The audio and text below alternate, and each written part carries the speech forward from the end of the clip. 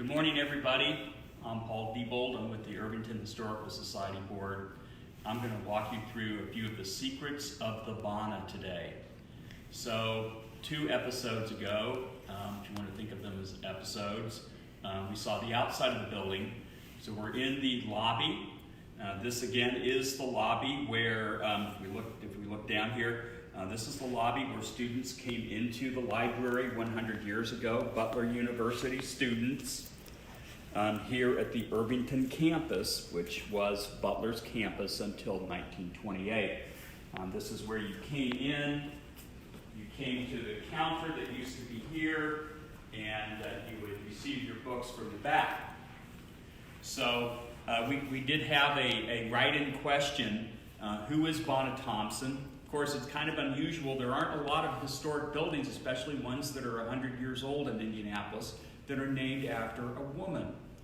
And that's a great distinction we have here at the Bona Thompson Center, the former Bona Thompson Memorial Library. We're going to come on in here to the South Gallery. This used to be the periodical reading room, and here is a reproduction of the T.C. Steele painting of Bona Thompson that used to hang in this building. Butler University still has this original piece, and once or twice it's been on loan back to its original location here. It was actually very purposefully painted by Steele posthumously after Bona had died from a photograph, and to be displayed here in the building. Off to the side here we have a panel all about Bona Thompson. She was a student here at Butler. She graduated. And then she took a trip to Europe, and very unfortunately she contracted typhoid while she was in Europe, and she came back to the family home, which is shown here. It was diagonally across the street, one of our beautiful Irvington mansions that we lost through the years. The Thompson family was very prominent in Edinburgh, Indiana. They owned the banks, they owned the cattle ranches, they had earned quite a fortune in their various commercial interests down there. And when their daughter wanted to attend college, Butler being one of the few places where a young woman could attend college in the same classes with young men and earn the same degree that everyone else could get. They wanted that for their child. They moved here to Irvington and located across the street. And then after graduation, when she passed away, they thought about what would be a fitting memorial to her spirit. Of course, a lot of families would donate a sculpture or a piece of art or something of that sort. What Butler really needed was a library. So for $40,000, believe it or not, $40,000 built this building as a memorial to her. So one of our first secrets we're going to see today, we're going to look down at the floor. We're going to see more of this downstairs. This is a concrete floor. So think about that. 1903, a concrete floor. This is the original floor. And yes, it's a little banged up. It had had some various things installed over it and nailed into it. But we thought it was very important for us to be able to say, this is the floor that students trod upon 100 years ago. So we're going to go on back into the foyer here. Stained concrete. We're going to go back into the foyer here. Yes, Peggy's pointing out. Hey, wait for everybody, Peggy. Just show them your hand. There you go. Peggy's our camera operator today. This is tinted concrete. So we had historic photographs. I'll show one of them to you in a moment here of this room. And originally we thought it was tile, like this, and that the photograph was just blurry. And we came upon this and we realized very quickly, no, this is something else. This is tinted concrete. So that's a very contemporary thing. A lot of businesses have waxed or tinted concrete, bare concrete floors today. So again, 1903, that's pretty interesting to think about.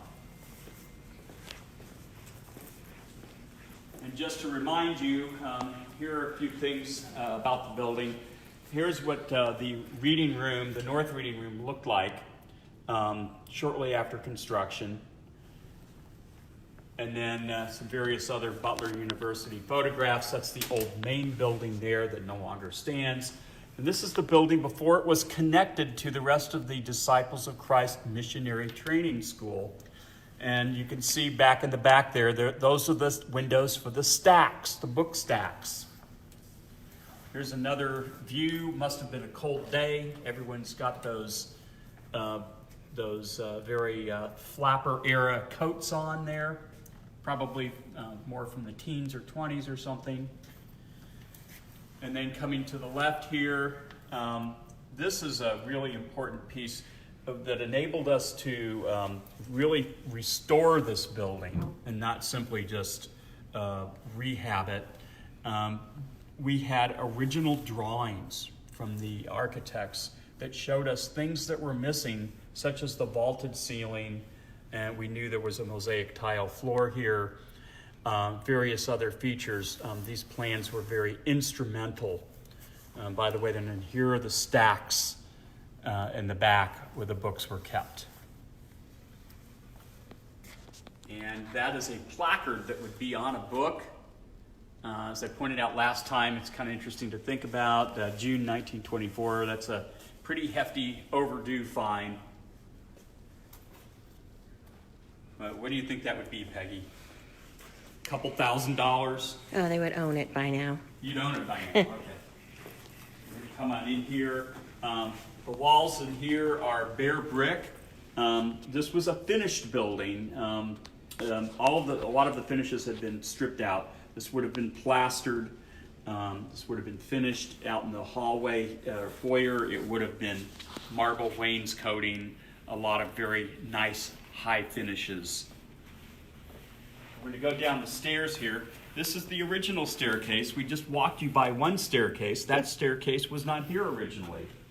I'm going to go on down here.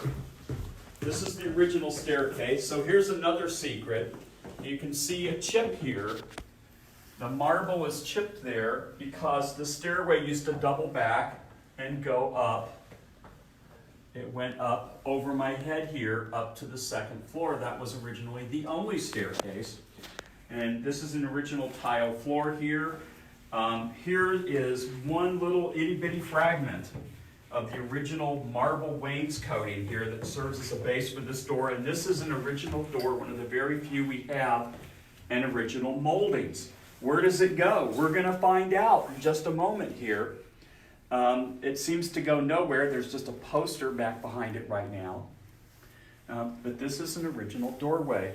And then we're going to turn and come down here very slowly. These are original cast iron stairs. You can see they're checked.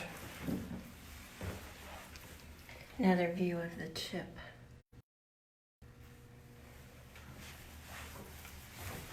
We're coming into the basement level. We do know from accounts the basement level was used to hold class. 19 teens and 20s, as Butler began to have more and more students that were really beginning to outgrow the campus here. So this was a classroom. Right now we have all these various things. You're probably wondering, what does this have to do with Irvington? This is our International Harvester collection. We'll probably do another episode here just about that. But this, if you're very interested in industrial history in Indianapolis and in Irvington, International Harvester employed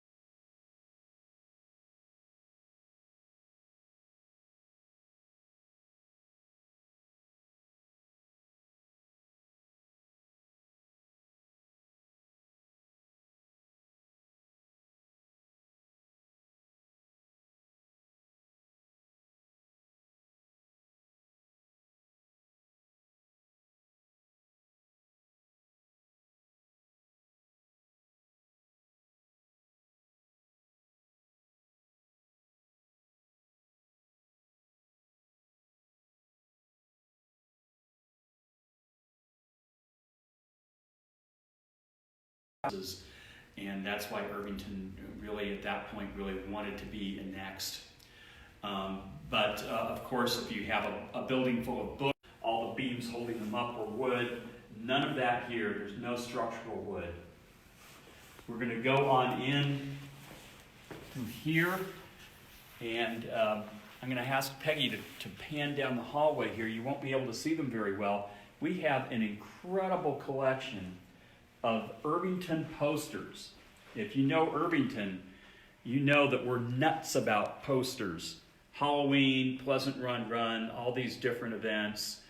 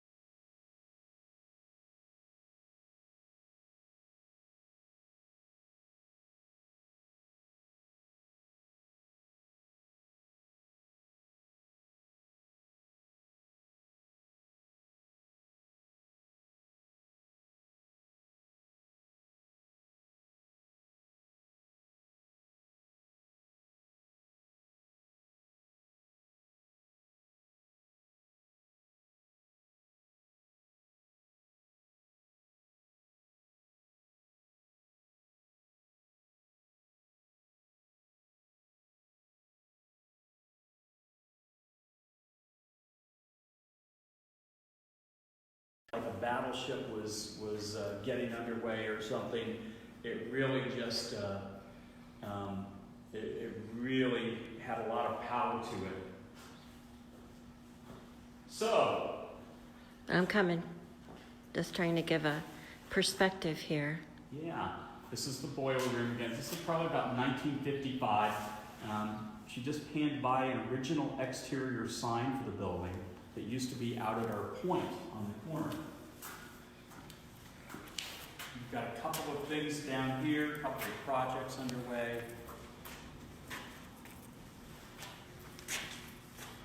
Here's the chimney that served the giant boiler that was here. And then as she pans around, you're going to see something else. Where did that doorway go? Here's where it went. That was an original side entrance. So why an entrance on the side? Of course, the first time we talked about Bona Thompson Center, I went in the front doors, and I was standing by the front doors earlier today. This door was actually closer to the campus, which was just this direction here. There we get the furnace kicking on here. But you can see the beautiful architecture, the pediment, and console brackets, and that beautiful molding there.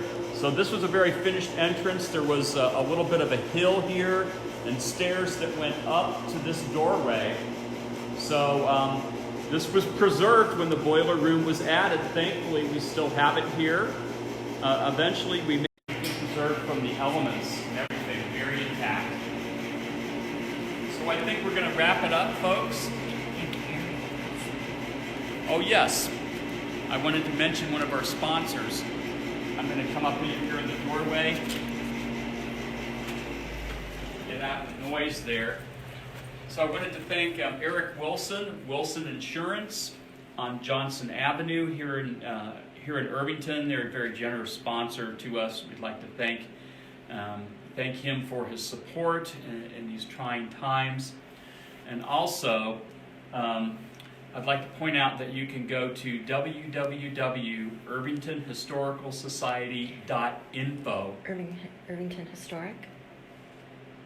Irvington Historic. .info, and you can become a member of the Irvington Historical Society. That costs $25 a year, I'm pretty sure, and you can do it through a Square payment, so you can do it online. You don't have to send a check, you don't have to interact with anybody, and that will help us support our ongoing efforts here at the building. So anyway. You can also buy publications. Oh yes. Well, right. When things come back, you can buy some of our publications. We're working on an update to the Greater Irvington publication. Anyway, thanks everybody for sticking with us here. Stay safe, stay healthy. Thanks, Chelsea. Thanks, Ned, for stopping by. Goodbye, everybody.